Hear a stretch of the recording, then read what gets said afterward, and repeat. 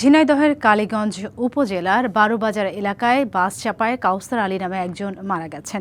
Police ও স্থানীয়রা জানায়, দুপুরে খুলনা থেকে ছেড়ে আসা কুষ্টিয়াগামী রূপসা বাস বারোবাজার বাস স্ট্যান্ড এলাকায় পৌঁছে সাইকেল চালক কাউসার আলীকে চাপা দিয়ে পাশের খাবার হোটেলে ঢুকে যায়। এতে ঘটনাস্থলে কাউসার আলী মারা যান। এ সময় বাসে থাকা কয়েকজন যাত্রী আহত হন। আহতদের মধ্যে দুজনকে যশোর 250 শয্যা হাসপাতালে পাঠানো হয়েছে।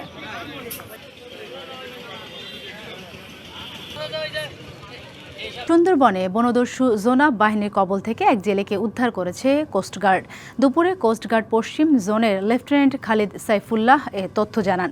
তিনি জানান, সুন্দরবনে বনদস্যু জোনাব বাহিনী বনের খড়কুড়িয়া খাল পাশে অবস্থান করছে এমন গোপন সংবাদের ভিত্তিতে কোস্টগার্ড সোমবার মধ্যরাতে অভিযান চালিয়ে ডাকাতদের কাছ থেকে জিম্মি এক জেলেকে উদ্ধার করে।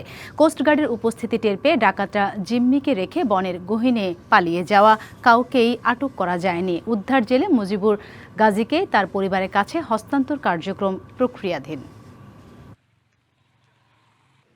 নগদ নিয়ে এলো হার না মানা হার অফার। সর্বনিম্ন 10,000 টাকা রেমিটেন্স নগদে পাঠালে থাকছে স্বর্ণের হার জেতার সুযোগ।